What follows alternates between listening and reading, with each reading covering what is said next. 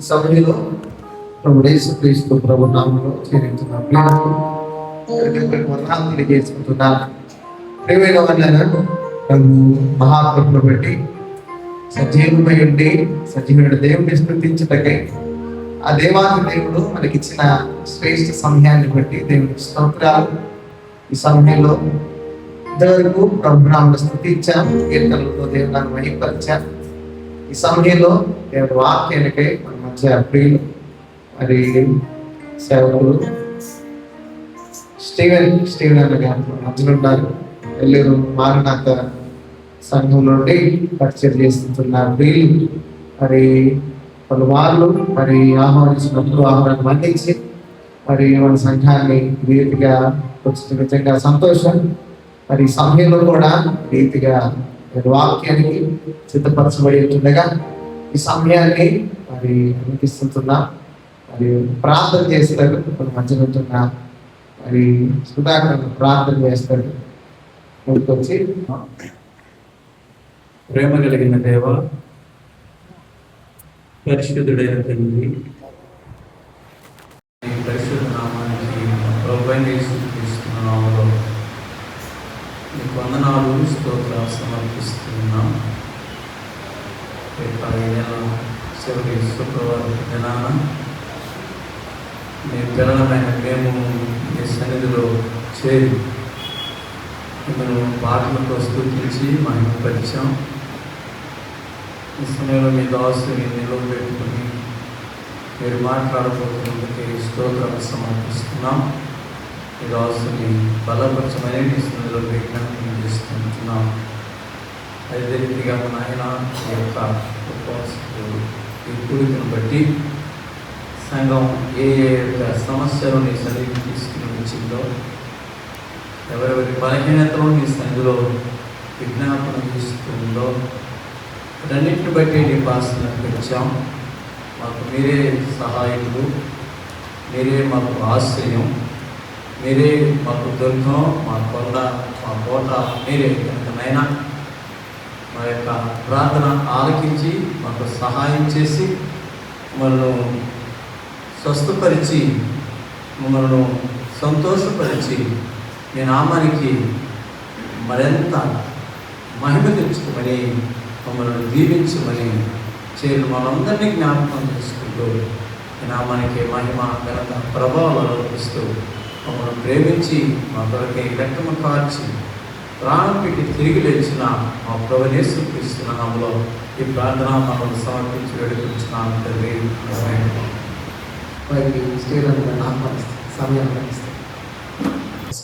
వందనాలు. ఒక కీర్తన పాడుకుందాం. 702వ పాట లోంచి 702వ పాట. సునరక్షక నొసగు కన్నులు నాకు నిరతామునే నిన్ను చూడా, ప్రభు యేసు నా రక్షక నొసగు కన్నులు నాకు నిరతామునే నిన్ను చూడా.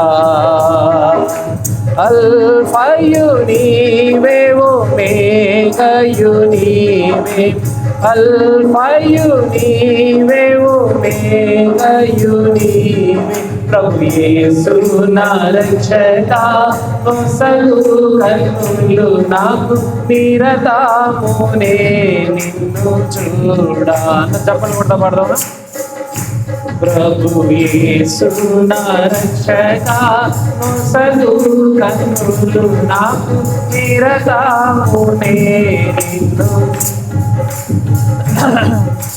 ప్రియుడైన యోహాను పద్మాసులో ప్రియమైన యేసుని స్వరూపము, ప్రియుడైన యోహాను పద్మాసులో ప్రియమైన యేసుని స్వరూపము, ప్రియమారజూచి బహుధన్యుడాయే, ప్రియ ప్రాపుని నోడ ప్రియమారజూచి బహుధన్యుడాయి ప్రియ ప్రభు నిన్ను చూడని ప్రభు యేసు నా రక్షక నొసగు కన్నులు నాకు నిరతామునే నిన్ను చూడా లేకాలేని మార్లు పడిపోతిని దిక్కులేని వాడని అయితిని లేకాలేని మార్లు పడిపోతిని దిక్కులేని వాడని అయితిని చక్కా చేసిన నేత్రాలు తెరచి గ్రహున నిన్ను చూడని చక్కా చేసిన నేత్రాలు తెరచి గ్రహున నిన్ను చూడని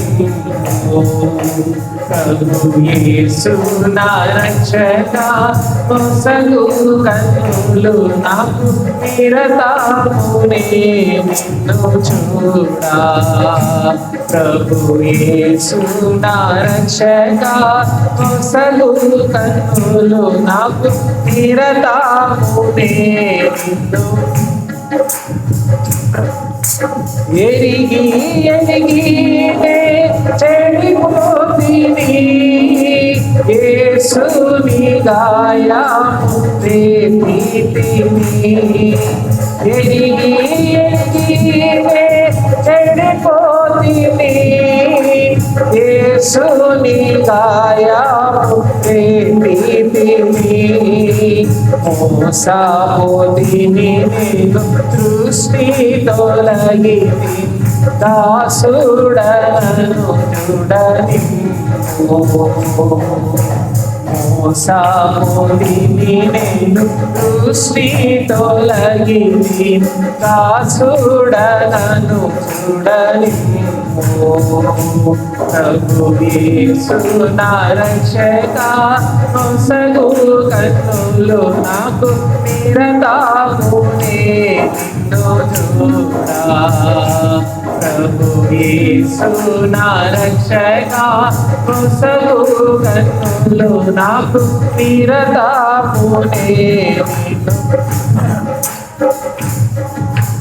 ఎన్నారేసుని వైపు చూచేదరో పొందేదరు వెలుగు కాపునా ఎన్నారేసుని వైపు చూచేదరో పొందేదరు వెలుగు కాపునా సంధియంబులేక సంతోషించుచు ముందుకు పరుగెత్తెదారు సంధియంబులేక సంతోషించుచు ముందుకు పరుగెత్తెదారు ప్రభు యేసు నా రక్షక నొసగు కన్నులు నాకు నిరతామునే నిన్ను చూడా ప్రభు యేసు నా రక్షక నొసగు కన్నులు నాకు నిరతామునే నిన్ను చూడా ఆఖరిగా ఐదో వచనం విశ్వాసకర్త ఓ యేసు ప్రభు కొనసాగించువాడ యేసు ప్రభు విశ్వాసకర్త ఓ యేసు ప్రభు కొనసాగించువాడ యేసు ప్రభు వినయముతో నేను నీ వైపు చూచు విసుగాగా పలుకెత్తనేను. వినయముతో నేను నీ వైపు చూచు విసుగాగా పలుకెత్తనేను. ప్రభు యేసు నా రక్షక కొసగు కన్నులు నాకు నిరదామునే నిన్ను చూడా. ప్రభు యేసు నా రక్షక కొసగు కన్నులు నాకు నిరదామునే నిన్ను చూడా. అల్ఫయు నీవే ఒమేగయు నీవే. అల్ఫయు నీవే ఒమేగయు నీవే. ప్రభు యేసు నా రక్షక కొసగు కన్నులు నాకు నిరదామునే నిన్ను చూడా. ప్రభు యేసు నా రక్షక కొసగు కన్నులు నాకు నిరదామునే నిన్ను చూడా.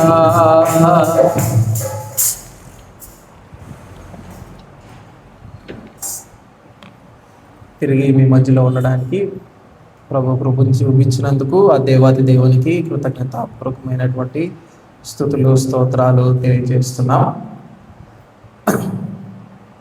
వాక్యంలోనికి వెళ్ళక ముందు ఒక చిన్న మాట ప్రార్థన చేస్తున్నాం.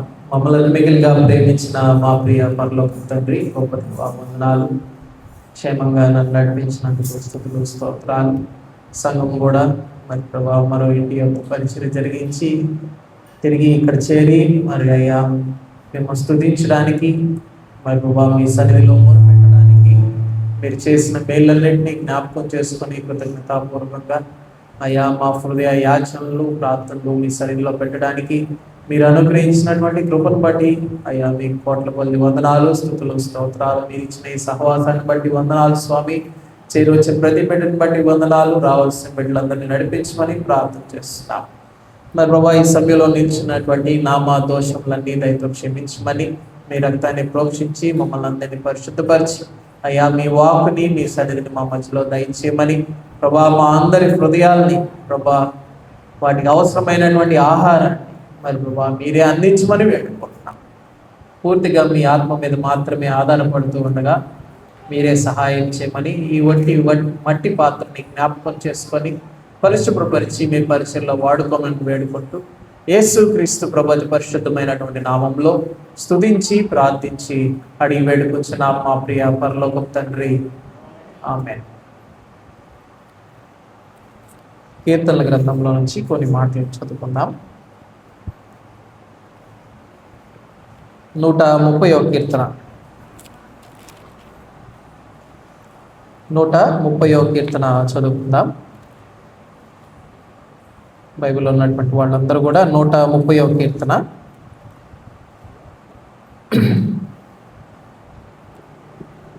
8 వచనాలు ఉన్నాయి. అందరం కలిసి చదువుకుందాం. చదవగలిగినటువంటి వాళ్ళందరూ కూడా నాతో కలిసి చదవాలని ప్రభు పేరట మనవి. 130వ కీర్తన అందరం కలిసి చదువుదాం. యెహోవా, అగాధ స్థలములో నుండి నేను నీకు మొరపెట్టుచున్నాను. ప్రభువా, నా ప్రార్థన ఆలకింపుము. నీ చెవియొగ్గి నా ఆర్తధ్వని వినుము. యెహోవా, నీవు దోషములను కనిపెట్టి చూచిన ఎడల ప్రభువా ఎవడు నిలవగలడు? అయినను జనులు నీ యందు భయభక్తులు నిలుపునట్లు నీ యొద్ద క్షమాపణ దొరుకును. యెహోవా కొరకు నేను కనిపెట్టుకొనుచున్నాను. నా ప్రాణము ఆయన కొరకు కనిపెట్టుకొనుచున్నది. ఆయన మాట మీద నేను ఆశ పెట్టుకొని ఉన్నాను.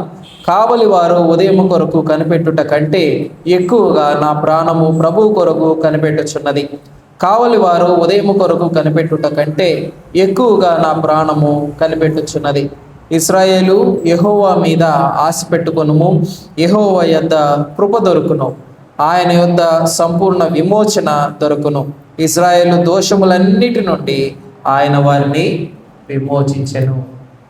నీవు నామానికి మహిమ కలుగును గాక. చదవబడినటువంటి లేఖన భాగం యాత్రా కీర్తన. బైబిల్లో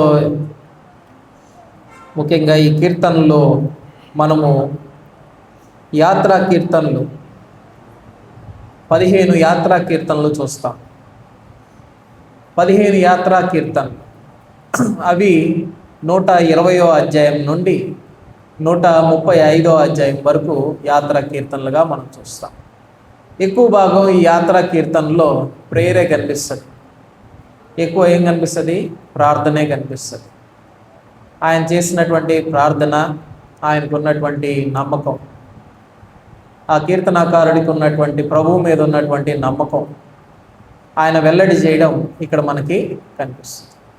ఈ 8 వచనాలు ఒక 4 విభాగాలుగా ఉన్నాయి. మొదటి 2 ఒక భాగం, 3, 4, 5, 6, 7, 8 రకరకాలుగా మనకు కనిపిస్తాయి. మొదటి 2 వచనాలు మనం చదివితే ఆయన ఏడుస్తున్న ప్రార్థన మనకు కనిపిస్తుంది. 3, 4 వచనాల్లో మనకి ఆయన ఆలోచన కనిపిస్తుంది. ప్రభువు గురించినటువంటి ఆలోచన. ఒకటే ప్రార్థించడం, ఆ తర్వాత ఆలోచించడం, ఆ తర్వాత 5, 6లో మనకి వెయిట్ చేయడం కనిపిస్తుంది. ఎదురు చూడడం కనిపిస్తుంది. కనిపెట్టుకొనడం కనిపిస్తుంది. ఆఖరిగా 7, 8లో ఆఖరి వచనాల్లో ఏం కనిపిస్తుంది? ప్రవచించడం. ఆయన చేయగలిగినటువంటి విషయాన్ని ప్రకటన చేయడం.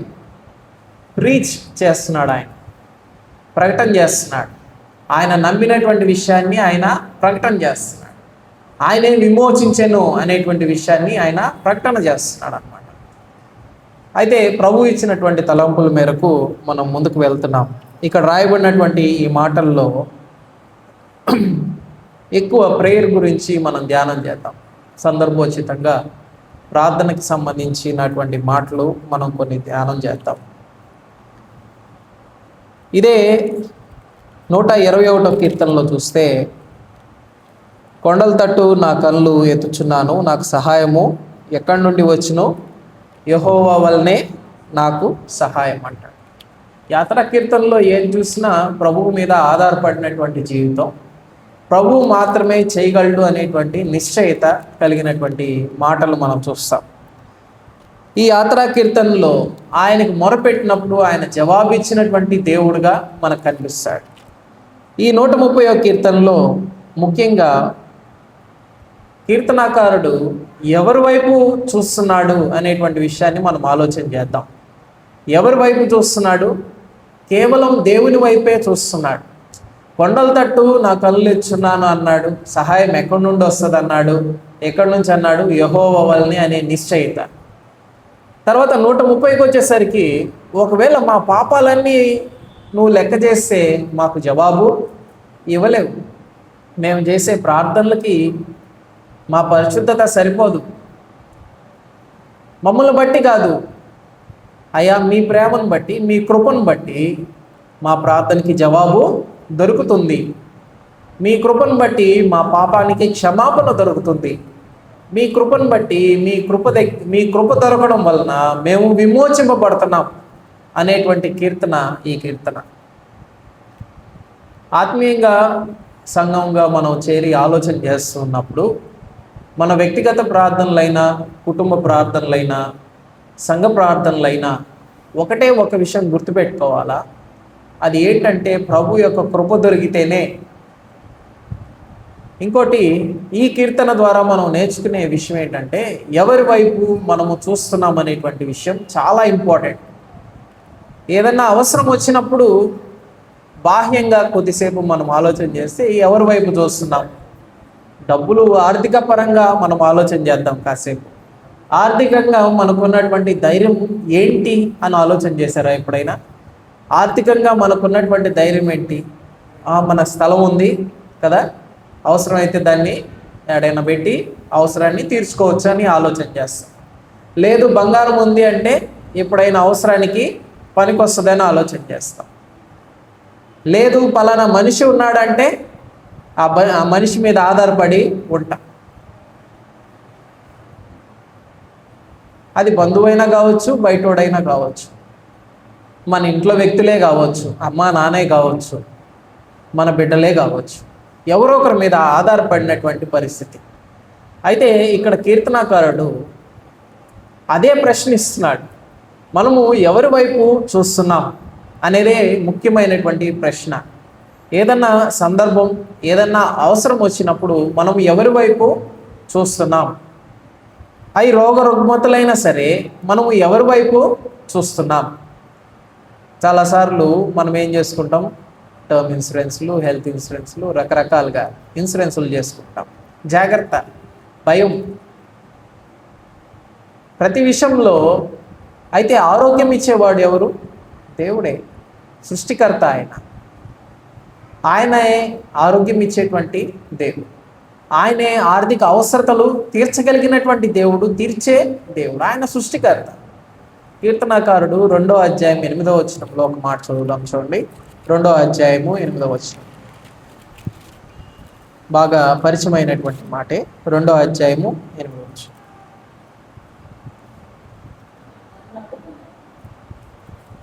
2:8 నన్ను అడుగుము, జల్లును నీకు స్వాస్థ్యముగాను, భూమిని దిగంతముల వరకు సొత్తుగాను ఇచ్చేదను అంటున్నాడు.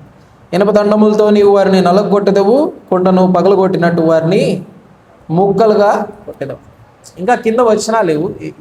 ఈ కీర్తననే కాదు, ఇంకా ఏ కీర్తన మనం చూసినా మనం ఏమి పోస్ట్ చేస్తున్నాడంటే కీర్తనాకారుడు, మనము ఎవరి వైపు చూస్తున్నాం. దావీదుకి కూడా లైఫ్ ఏమి అంత ఈజీ అయిన లైఫ్ కాదు. మనం ఆలోచన చేస్తే తను అంత ఈజీ లైఫ్ కాదు. అంత ఈజీ లైఫ్ కాదంటే ఫస్ట్ నుంచి వాళ్ళ నాన్న ఆయన్ని లెక్క చేయలా, ఎండల్లో ఎడారుల్లో గొర్రెలు కాసుకునే పరిస్థితి, మధ్యాహ్నం భోజనం అందించే పరిస్థితి, యుద్ధానికి పోయిన పరిస్థితి కాదు. అయినా దేవుడు నిలబెట్టుకొని ఫిలిస్తీయుని ముందు నించునేటువంటి కృపనిచ్చాడు.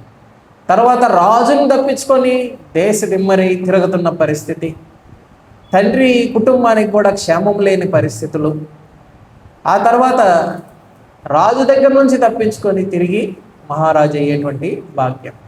అయితే ఈ టెన్యూర్ అంతట్లో, తన లైఫ్ స్పాన్ అంతట్లో కూడా తను అనుకున్నట్లుగా ఏం జరగల.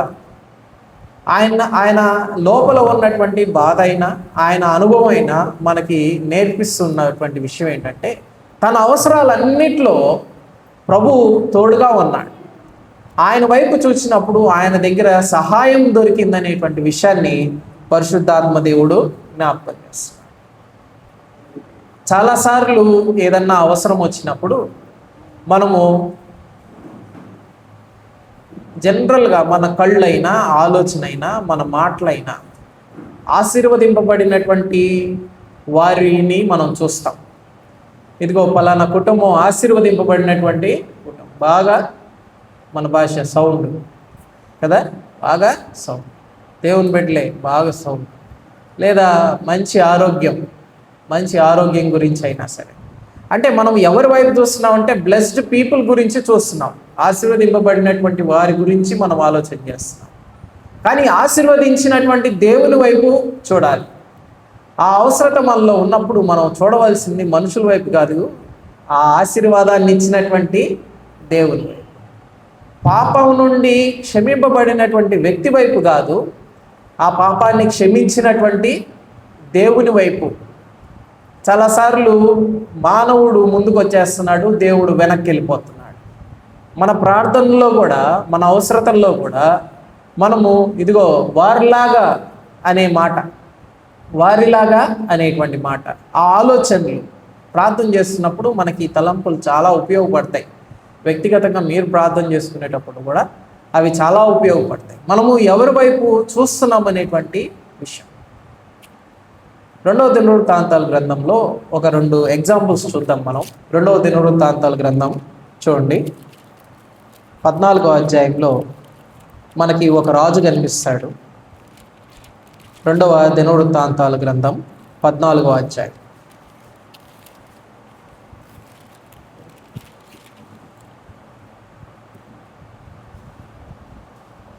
రెండవ వచనం చదువుదాం. 14:2 అక్కడ ఒక రాజు, అతని పేరు ఆసా. ఆయన దేవునికి అనుకూలమైనటువంటి వాడుగా మనకు కనిపిస్తాడు. ఆయన అన్య దేవతల అన్నిటినీ పగలగొట్టేశాడంట. ఈయనే దేవుడు, ఈయన్ని మాత్రమే నేను నమ్ముతాను. అంతకుముందు ఆసా గురించి ఆలోచన చేస్తే 12 గోత్రాల్లో యూదా గోత్రం ఉంది. యూదా గోత్రానికి ఈయన 3వ రాజు. ఈయనకి ముందున్నటువంటి రాజు యెహోవా దేవుణ్ణి అనుసరించినటువంటి వాడు కాదు. ఆయన 3 సంవత్సరాలు మాత్రమే పాలించాడు. తర్వాత ఆసా వచ్చాడు. ఆసా గురించి ఆలోచన చేస్తే ఆయన దినముల్లో నెమ్మది కలిగిందంట. అక్కడ కింద మాటలు చూడండి, 5వ వచనం చూడండి. ఉన్నత స్థలమున సూర్య దేవతా స్తంభములను యూదావారి పట్టణములన్నిట్లో నుండి తీసివేసెను. అతని ఏలుబడి యందు రాజ్యము నెమ్మదిగా ఉండెను. 6వ వచనం చూడండి. ఆ సంవత్సరంలో అతనికి యుద్ధములు లేక పోవుట చేత దేశములో నెమ్మది కలిగి ఉండెను. యెహోవా అతనికి విశ్రాంతి దయచేసి ఉండగా అతడు యూదా దేశమున ప్రాకారము గల పట్టణముల్ని కట్టించాడు. దేవునికి అనుకూలమైనటువంటి వాడు, దేవుణ్ణి మాత్రమే ముందు పెట్టుకున్నటువంటి వాడు. ఇంకా ఏ అన్య దేవతల్ని ఇంకా దేవుడు కాకుండా అది ఏదైనా సరే, అది దేవుడైనా సరే, దేవతలు అనబడి వాళ్ళైనా సరే, మనుషులైనా సరే, ఆయన ఎవరి వైపు చూశాడంటే కేవలం యెహోవా దేవుని వైపే చూశాడు. ఆ దేవునికి వ్యతిరేకమైనవి తన రాజ్యంలో ఏవి ఉండకూడదు అనుకున్నాడు. ఈరోజు ఒక రాజు వస్తే ఏం చేస్తున్నాడు, ఒక పార్టీ వాళ్ళు ఇంకో పార్టీ వాళ్ళ బొమ్మలు పగలగొడుతున్నారు కదా. సెంటర్లో ఏం చేస్తున్నారు, ఇంకో వారి పార్టీ వల్ల బొమ్మలు పగలగొడుతున్నారు. ఎగ్జాంపుల్గా మనం ఆలోచన చేస్తున్నాం. ఈయన వచ్చినప్పుడు యెహోవా దేవుని బొమ్మ తప్ప ఇంక ఏ బొమ్మ అక్కడ కనబడకూడదు అనుకున్నాడు. అన్ని బొమ్మలు తీసేసాడు. ఏ దేవతా స్తంభాలు ఏమీ లేకుండా చేసాడు. అన్నిటినీ తీసిపడేశాడు. ఒకటి కూడా లేదంట. దేవుడు ఆయన్ని ఎలా ఆశీర్వదించాడంటే యుద్ధాలు లేకుండా చేసేసాడు. అది చాలా చాలా హెల్ప్ఫుల్. మన లైఫ్లో నెమ్మది లేనటువంటి తనం చాలా ఇబ్బంది పెడుతుంది. అది మనల్ని ఎంత ఎక్స్ట్రీమ్కి తీసుకెళ్తుందంటే అది మనల్ని అబద్ధం మాట్లాడేటట్టు చేస్తుంది, అది మనల్ని అప్పుల్లోకి నెడుతుంది, అది మనకి స్ట్రెస్ని కూడా పెంచుతుంది, టెన్షన్కి కూడా గురి చేస్తుంది. నెమ్మది లేకపోవడం వలన, హృదయంలో నెమ్మది లేకపోవడం వలన మానవుడు ఇబ్బంది పడుతున్నాడు. అయితే దేవుని వైపు చూసినప్పుడు ఆసాకి ఏం కలిగింది, తన జీవితంలో కాదు, తన కుటుంబ జీవితంలో కాదు, ఆయన రాజు అయి ఉండగా ఆయన దేశమంతటా ఏం కలిగిందమ్మా, వినాలందరూ ఏం కలిగింది, నెమ్మది కలిగింది. ఆ నెమ్మది కలిగి ఉండడం అంటే అది సామాన్యమైన విషయం కాదు. ఈరోజు మన జీవితాల్లో మనం ఉదయం వెళ్తున్నాం, జాబ్ చేసుకుంటున్నాం, ఇంటికి వస్తున్నాం, అయినా కూడా నెమ్మది లేని పరిస్థితులు, ప్రార్థించినా కూడా నెమ్మది లేని పరిస్థితులు. ఎందుకంటే కొత్త కొత్త విషయాలు, కొత్త కొత్త ఆకర్షణలు మనిషిని తొందర పెడతా ఉన్నటువంటి పరిస్థితి. దేవుని మించినటువంటి ఆలోచనలు మనం ఆలోచిస్తూ ఉంటాం. దేవుడు ఇవ్వనటువంటి వాటి గురించి ఆలోచనలు కలిగి ఉంటాం. దేవుడు ఇవ్వాలనేటువంటి ప్రెషర్లో ఉంటాం. కానీ దేవుని వైపు చూడకుండా మనం ఎవరి వైపు చూస్తున్నాం అంటే ఆశీర్వదింపబడినటువంటి వారి వైపు చూస్తున్నాం, కానీ ఆ ఆశీర్వాదం ఇచ్చినటువంటి దేవుని వైపు చూడడం లేదు. అదే మనం మిస్ అవుతున్నటువంటి పాయింట్. ఈయన రాగానే, ఏలుబడి రాగానే ఆయన మొదట చేసినటువంటి పని, నువ్వే దేవుడివి, నువ్వు తప్ప వేరే దేవుడివి లేడు. ఫిక్స్ అయిపోయాడు మైండ్లో. ఈ ఆశ తన మైండ్లో ఫిక్స్ అయిపోయాడు. తన రాజ్యానికి కూడా అట్లాగే శాసించాడు. సాతానుడేం గమ్ముకున్నాడు, 1000 మందితో వచ్చాడు. ఎన్ని వేల మంది, 1000 మంది. కానీ ఇతని దగ్గర ఉన్నటువంటి సైన్యము 5,80,000 మంది. దానికి డబల్. శత్రువు ఎప్పుడు మనకన్నా ఏముంటాడు, డబలే. గుర్తుపెట్టుకోండి, మనకన్నా శత్రువు డబల్ స్ట్రెంగ్త్తోనే ఉంటాడు.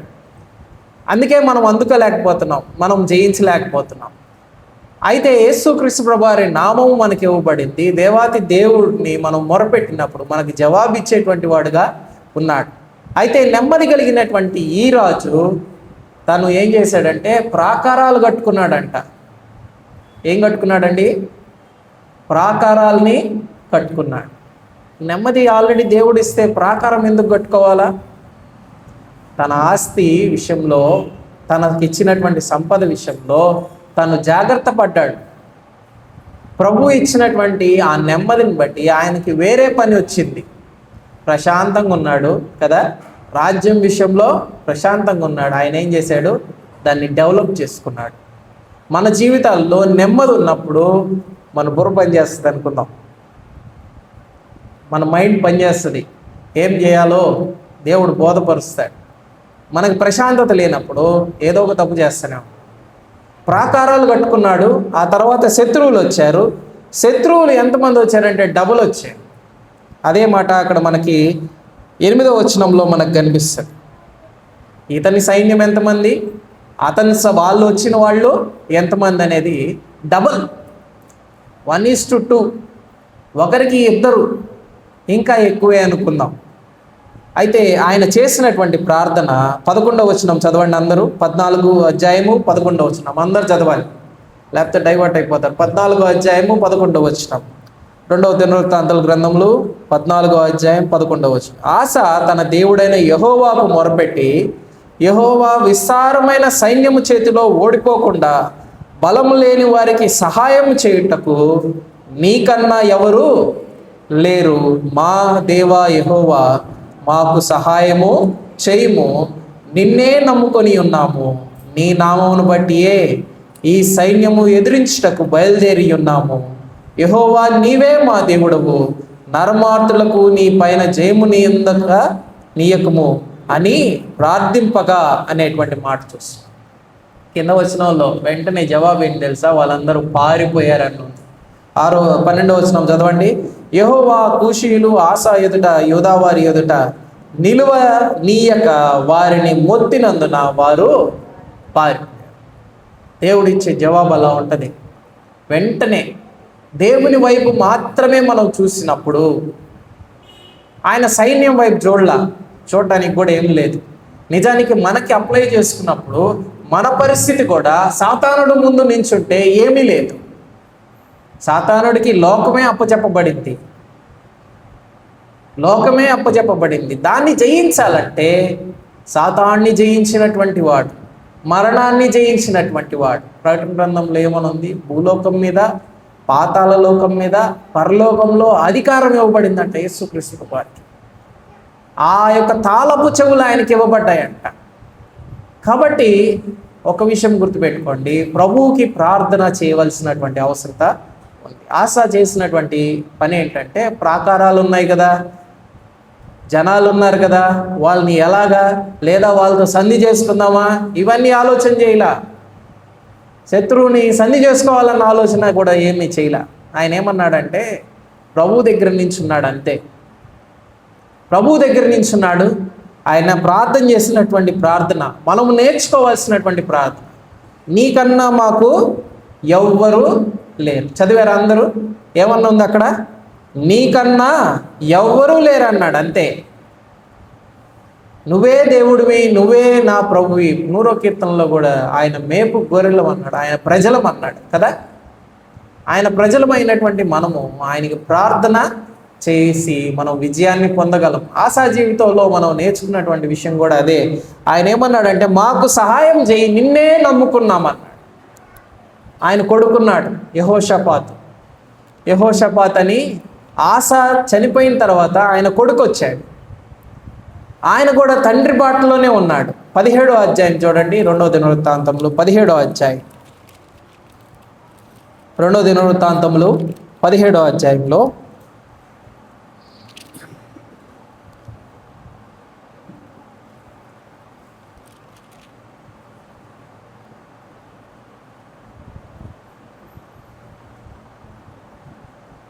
యెహోషాపాతు, అతని కుమారుడైన యెహోషాపాతు ఏమయ్యాడంట?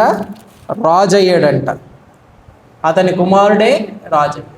దేవుడు ఇచ్చినటువంటి ఆశీర్వాదం అలాగే కొనసాగింది. 20వ వచనంకి వచ్చేసరికి ఇదే పరిస్థితి యెహోషాపాతుకి వస్తుంది. చూడండి యెహోషాపాతు ఏం చేశాడో 20వ అధ్యాయంలో. 20వ అధ్యాయంలో 20వ అధ్యాయము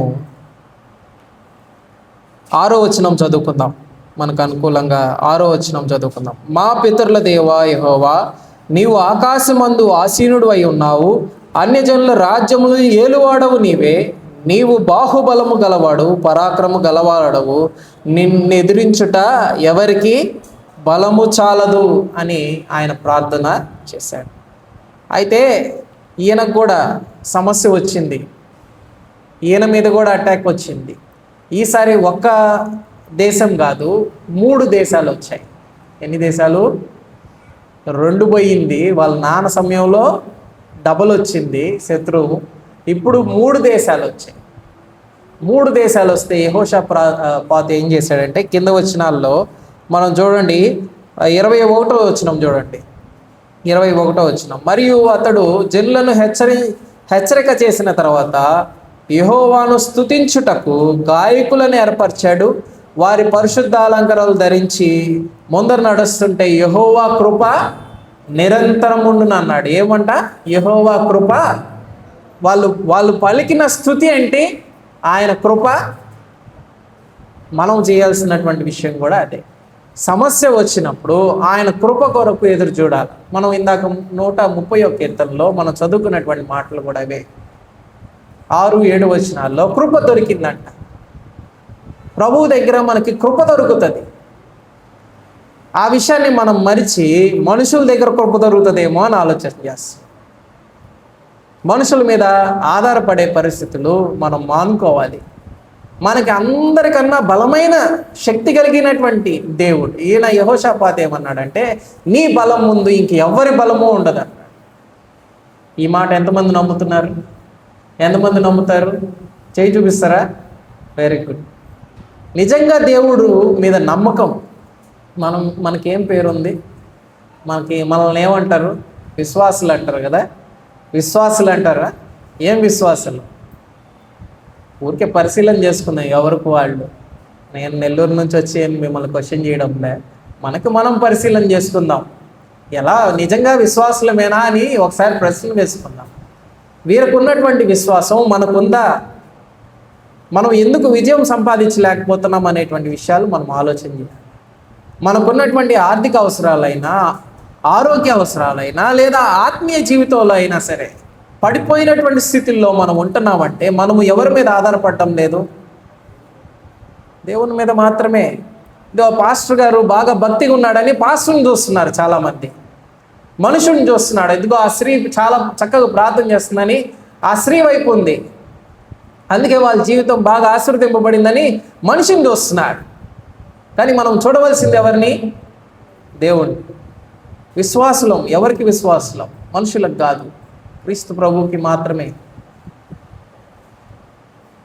మన విశ్వాసాన్ని కాపాడుకోవాలి. పౌలు ఏమన్నాడంటే కడ వరకు కాపాడుకుంటాడంట. మనం ఎంతవరకు కాపాడుకుంటున్నాం? సందర్భాలు వచ్చినప్పుడు మన విశ్వాసం బయటపడాల్సిన సమయంలో మనం బయటపడటం లేదు. యెహోషాపాతుకైతే ఆశలాగా నెమ్మది లేదు. ఏం జరిగిందంటే శత్రువులందరూ మీదకు వచ్చినప్పుడు అందరూ భయపడిపోయారు. సమస్య వచ్చినప్పుడు భయపడిపోయారు. ఏదో రోగం వచ్చినప్పుడు భయపడిపోయారు. 3 శత్రువులు వస్తుంటే ఇంకా మా పిల్లం బిడ్డలు ఏమైపోతాం మేము అని టెన్షన్ పడిపోయారు. ఆ వచనంలో చూడండి, 20వ అధ్యాయం చూడండి. 20వ అధ్యాయము 12వ వచనం. 20వ అధ్యాయము 12వ వచనం. మా దేవా, నీవు వారికి తీర్పు తీర్చువా. మా మీదకు వచ్చు ఈ గొప్ప సైన్యముతో యుద్ధము చేయుటకు మాకు శక్తి చాలదు. ఏమి చేయుటకు మాకు తోచదు. నీవే మాకు దిక్కు అని ప్రార్థన చేశారు. నిజంగా మనం ప్రశ్న వేసుకోవాలా? ఒకవేళ అలాగుంటే మనం ఆశీర్వదింపబడతాం. మన ప్రార్థన ఏమై ఉండాలండి? నీవే మాకు దిక్కు అన్నాడు. అంతే. వాళ్ళ నాన్న ఏమన్నాడు? నీకన్నా ఇంకెవరు లేరు. అదే ప్రార్థన కుమారుడు కూడా చేశాడు. నీవే నాకు దిక్కు, నువ్వు తప్ప నాకు ఈ సహాయం చేయగలిగిన వాళ్ళు ఎవరు లేరు. నా ఆస్తి కాదు, నా డబ్బులు కాదు కదా, ఇంకేది కాదు, నీవే నాకు దిక్కు అన్నాడు. దేవుని మీద ఆధారపడినటువంటి జీవితం ఈ రాజులు ఇద్దరు కూడా మనం నేర్చుకున్నాడు. యూదా రాజులు 4వ రాజు అయ్యాడు యెహోషాపాతు. ఈయనకి 9వ వచనంలో చూస్తే ఆయన మందిరాన్ని కూడా కట్టించాడు. వాళ్ళ నాన్న ఏం చేశాడు? ప్రాకారాలను కట్టించాడు.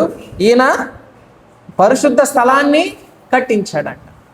చూడండి 9వ వచనం, నీవు ఆలకించి మమ్ము రక్షించుదు అని అనుకొని ఇచ్చట నీ నామ ఘనత కొరకు ఈ మందిర స్థలమును కట్టించిరి అంటున్నాడు. ఆయన చేస్తున్నటువంటి ప్రార్థన, ప్రభువా నేను నీ కొరకు నిలబడ్డాను, పలానా సమయంలో ఇదో మందిర స్థలాన్ని కూడా కట్టించాను, ఇదిగో పలానా సమయంలో ఇది కూడా నేను చేయగలిగాను, ఇవన్నీ నేను చేయగలిగాను అంటే ఇక్కడ చేస్తున్నటువంటి ప్రార్థన ఎలా ఉందంటే ఒక రిఫరెన్స్ పాయింట్ తీసుకుంటున్నాడు. మనం కూడా బైబిల్ చదువుతున్నప్పుడు 130 చదివాము, తర్వాత ఎక్కడికి వచ్చాం? పాత నిబంధనకు వచ్చాం. మనం ఏం చేస్తున్నాం? ఒక రిఫరెన్స్ తీసుకొని దాన్ని ధ్యానం చేస్తున్నాం. ప్రార్థించేటప్పుడు కూడా మనకి చాలా ఉపయోగపడుతుంది అది. ఆ రిఫరెన్స్ అనేది చాలా ఉపయోగపడుతుంది. అయ్యా ఒకసారి ఆల్రెడీ నన్ను రక్షించావు కదా, ఒక్కసారి జ్ఞాపకం చేసుకో. నా తండ్రిని ఒకసారి ఆల్రెడీ నువ్వు రక్షించావు, ఇదే యూదా జాతిని ఆల్రెడీ నువ్వు రక్షించావు, ఒకసారి జ్ఞాపకం చేసుకో. దేవుడు తిరిగి చేయగలడు మన జీవితంలో. అదే మనం నేర్చుకుంటున్నటువంటి విషయం. ఒకసారి ఆల్రెడీ చేశాడు, అది అనుభవించాం. అయితే అదే సమస్య తిరిగి వస్తే దాన్ని తిరిగి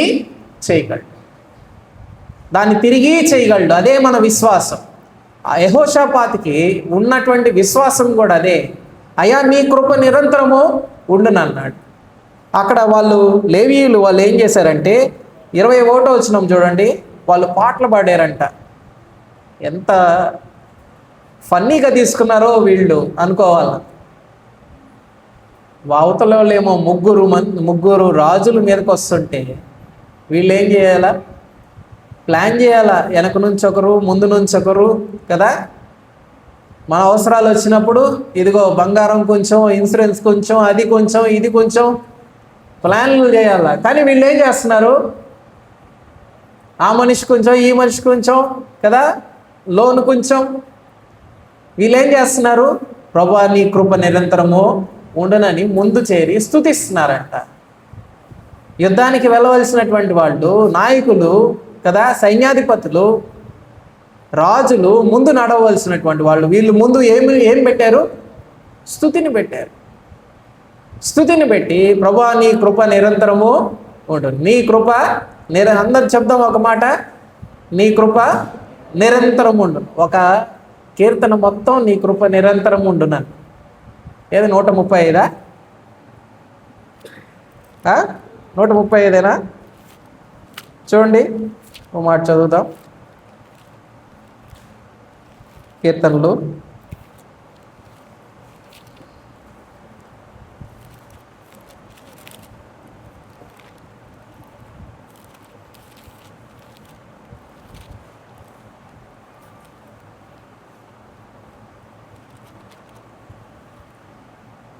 135 ఆఖరి యాత్రా కీర్తన. 135వ కీర్తన చూడండి. 136 క్షమించండి, 136 ఏమనుంది? యెహోవా దయాళుడు, ఆయన కృతజ్ఞతాస్తుతులు చెల్లించండి, ఆయన కృప. ప్రతి వచనం ఇంటికి వెళ్ళి చదవండి, పిల్లలకి నేర్పించండి, కంఠస్థం చేయండి. ఆయన కృప నిరంతరము ఉండదు. ఒక్క మాట గుర్తుపెట్టుకోవాలి, మనం ప్రభు కొరకు నిలబడుతున్నప్పుడు ఆయన మన నిమిత్తం నిలబడతాడు. మన సమస్యలో, మన ప్రార్థనలో ఆలకించేటువంటి దేవుడుగా ఉన్నాడు, మనకు జవాబిచ్చేటువంటి దేవుడుగా ఉన్నాడు. ఇటువంటి మాటలు రెగ్యులర్గా మనం ప్రతి పాస్టర్ దగ్గర, ప్రతి ప్రార్థనా కూడికల్లో మనం వినే మాటలే. కానీ మనం ఏం నేర్చుకుంటున్నామంటే ఆయన దగ్గర కృప దొరుకుతుందని నేర్చుకుంటున్నాం. సమస్య వచ్చినప్పుడు ఎవరి వైపు చూడాలా అనే నిశ్చయతలోనికి ఈ కూడిక మనల్ని నడిపించాలి. ఈ సహవాసం దేనికోసం అంటే మనము ఎవరి వైపు చూస్తున్నాం. ఒకసారి చేసినటువంటి దేవుడు తిరిగి చేయగలడు. ఒక రెఫరెన్స్ కూడా, ప్రభువా పోయినసారి చేసావు, ఈ సమస్య వచ్చినప్పుడు ఈసారి కూడా చేస్తాడు. అది ఎన్నిసార్లు వచ్చినా చేస్తాడు, దాన్ని ఓడిస్తాడు, మనకి జయాన్ని ఇస్తాడు. ఆయన మన పక్షాన నించునేటువంటి దేవుడుగా. మన భాగానికి వెళ్దాం. 130వ కీర్తనకి వెళ్దాం. చూడండి, 130వ కీర్తన. 130వ కీర్తన ఆఖరి మాటలో ఏమనుందంటే, ఇజ్రాయేలు యెహోవా మీద ఆశ పెట్టుకునుము, యెహోవా యొద్ద కృప దొరుకును, ఆయన యొద్ద సంపూర్ణ విమోచన దొరుకును, ఇజ్రాయేలు దోషములన్నిటి నుండి ఆయన వారిని విమోచించెను. 7వ వచనంలో ఆఖరి మాటలు ఆయన ఏమన్నాడంటే, ఆయన యొద్ద ఏం దొరుకుతుందంట? ఏం దొరుకుతుందండి? హాఫ్ కాదు, సగం కాదు. గుర్తుపెట్టుకోండి, ఆయన్ని అడిగితే సగం అడగబాకండి. ఏమన్నా అడగాలనుకుంటే సగం అడిగేవాళ్ళు ఉన్నాం. ఆయన దగ్గర సంపూర్ణత ఉంది. అందుకే ఆయన కూడా ఏమన్నాడంటే, నువ్వు పూర్ణ మనస్సుతో, పూర్ణ ఆత్మతో అన్నాడు. విత్ యువర్ ఫుల్ హార్ట్ అన్నమాట. సగం మన స్తుతులు చెల్లించేటప్పుడు కూడా ప్రిపేర్డ్గా లేకుండా కదా, మనం ప్రార్థించేటప్పుడు కూడా ఇది ఆయన చేస్తాడో లేడో తెలియదు, కానీ మనమేమో హాఫ్ అంతే. విశ్వాసం కూడా హాఫే, సగమే. ఆయన సంపూర్ణత కలిగినటువంటి దేవుడు. ఈ క్రియేషన్ని కూడా ఆయన సంపూర్ణత కంప్లీట్ చేసి ఒక డే రెస్ట్ కూడా తీసుకున్నాడు. ఆయన కంప్లీట్ చేసే దేవుడు.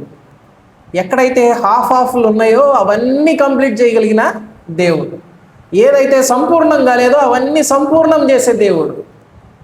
మన జీవితాల్లో మనం గుర్తుపెట్టుకోవాల్సిన విషయాలు, ఏవైతే సగంలో ఆగిపోయాయో తిరిగి మొదలుపెట్టి వాటిని సంపూర్ణం చేసే దేవుడు. ఏ ఆలోచన అయితే సగంలో ఆగిపోయిందో మనుషుల వైపు చూడొద్దు, దేవుని వైపు చూడు. ఇజ్రాయేలు అంటున్నాడు చూడండి, మార్చబడినటువంటి యెహోవా మీద ఆశ పెట్టుకోమంటున్నాడు. ఆయన దగ్గర కృప దొరుకుతుంది, ఆయన యొక్క సంపూర్ణ విమోచన దొరుకుతుంది. సంపూర్ణమైనటువంటి విమోచన దొరుకుతుంది. ఆఖరి మాటలో ఒక్క మాట గుర్తుపెట్టుకోండి, ఏమన్నాడు? ఇజ్రాయేలు దోషములన్నిటి నుండి ఆయన వారిని విమోచించాడు. ప్రతిసారి ప్రార్థన చేసేటప్పుడు నేను వ్యక్తిగతంగా ప్రార్థన చేసుకునే పద్ధతిలో నేనేం చేస్తానంటే, జాగ్రత్త పడ్డం అంటే బైబిల్ చదువుతున్నప్పుడు నాకు ఆత్మదేవుడు అలాగా ప్రేరేపించాడు. నా పితరులు అలాగా ఏం ప్రార్థన చేయలే, మన క్రమంలో అలాగ ఉందో లేదో నాకు కూడా తెలియదు. కానీ వ్యక్తిగతంగా నేను ప్రార్థించేటప్పుడు నాకు ప్రతిసారి దేవుడు ఏమి నేర్పించాడంటే, ముందు మనల్ని మనం పరిశుద్ధపరచుకోవాలా, తర్వాత దేవుని సన్నిధిలో మనం ప్రార్థన చేయాలి.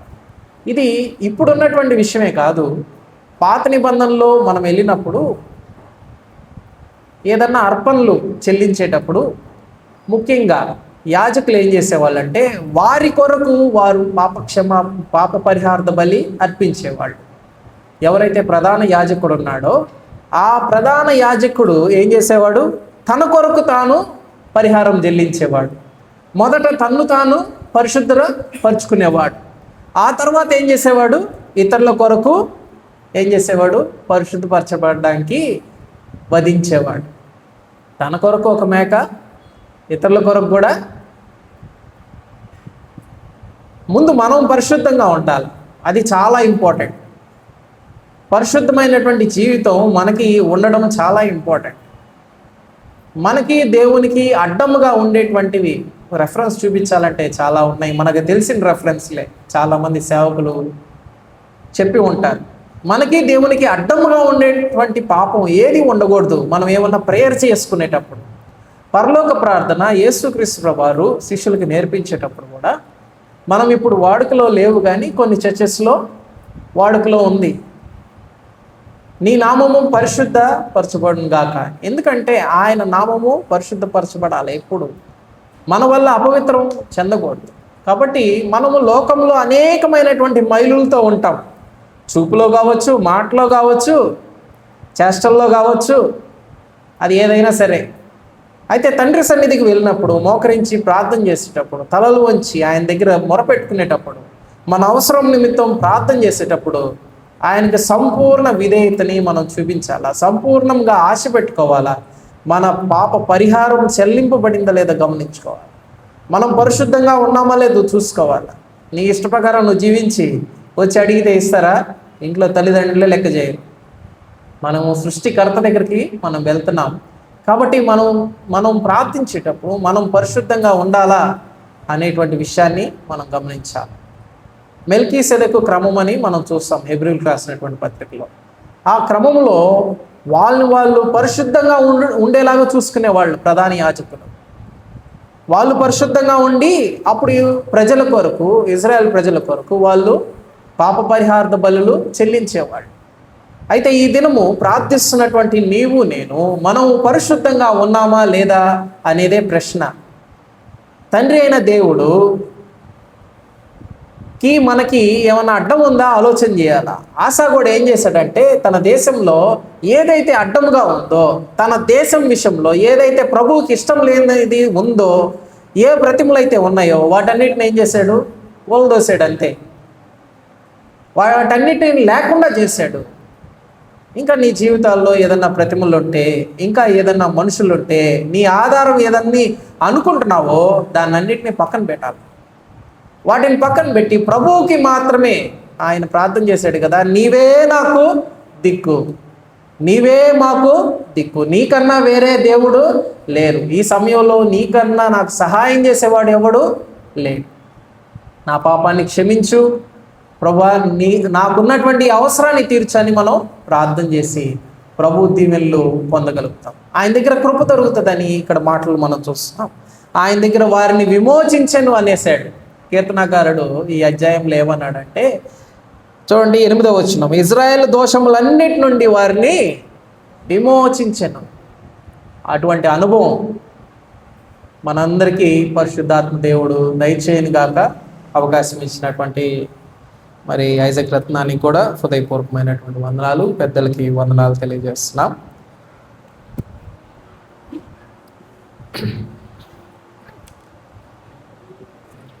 మంచిది. ఇంతవరకు శ్రేష్టమైన స్త్రీలు మరి ఇంతవరకు దేవుని వాక్యం గురించిగా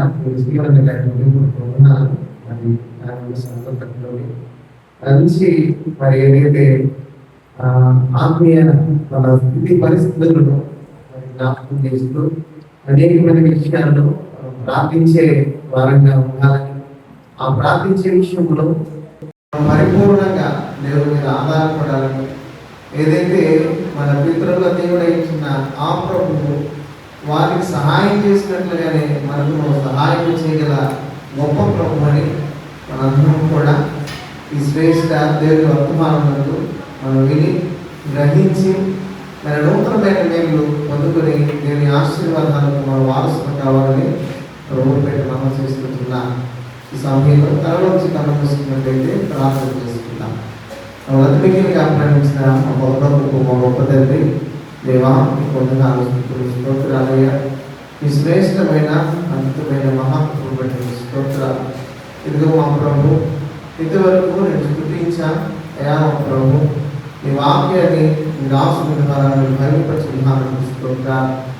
మీ సిలువ చాట మరుగుపరిచి మీరు మహిమపరిచిన అయా, ఇదిగో మీ దాసులు బట్టి స్తోత్రాలు ప్రత్యేకించి ఇదిగో మా ప్రభు అయా ఆహ్వానించినప్పుడు ఆహ్వానాన్ని గణించి దాసులు ప్రభావాన్ని బట్టి ఇదిగో వచ్చిన విధానాన్ని బట్టి క్షేమంగా నడిపించారు. ఇదిగో మా ప్రభు మీరు మాట్లాడిన అయా విధానాన్ని బట్టి స్తోత్రాలు. అనేకమైన విషయాలలో ఇదిగో ప్రభా మీ విశ్వాసం పెట్టిన మేము నేనే గురి ఉండాలని అయా, మేము ప్రార్థనలో ఇదిగో యథార్థమై ఉండాలని అనేకమైన మీ లేఖనాల నుండి మాతో మీరు మాట్లాడిన పరిస్థితులు నడుస్తుంటారు. రాష్ట్రం దీవించండి, ఇంకా విరిగా మీరు వాడుకోవాలని ప్రార్థిస్తున్నాం. స్థానిక సంఘాన్ని దీవించండి, కుటుంబాన్ని దీవించండి. ఇదిగో ప్రభు మీరు వారికి ఇచ్చిన ఇదిగో నైనా కుటుంబాన్ని బట్టి ఇదిగో అతను బట్టి అలాగే కుమారుని బట్టి స్తోత్రాలు. కుటుంబాన్ని మీరు దీవించండి, ఆశీర్వదించండి. ఇదిగో మా ప్రభు అయ్యా అందించిన వాక్కులు బట్టి మా జీవితాల్లో మా హృదయాలు పెట్టి ఫలింపచేయడానికి ప్రార్థిస్తున్నాం. ఇంకా ఇదిగో మా ప్రభు ఈ సమయంలో స్థానిక సంఘాన్ని కూడా దీవించమని అయ్యా, ఇదిగో మా అందరిలో మీ ఉద్యోగాన్ని మీ నూతనమైన మేళ్లతో మమ్మల్ని నింపమని ఇదిగో మా ప్రభు మొదలు మీ పరిచయలు అయ్యా మా వంతు ఇదిగో మేము హాజరు కలిగి అనేకమైన విషయాల్లో మీ పరిగణలు ఉన్నట్టే సహాయం చేయాలి. ఈ సమయంలో వాక్యాన్ని హృదయాలను నన్ను యేసుక్రీస్తు ప్రభు నామములో అది ప్రార్థించి పొంది ఉన్నామని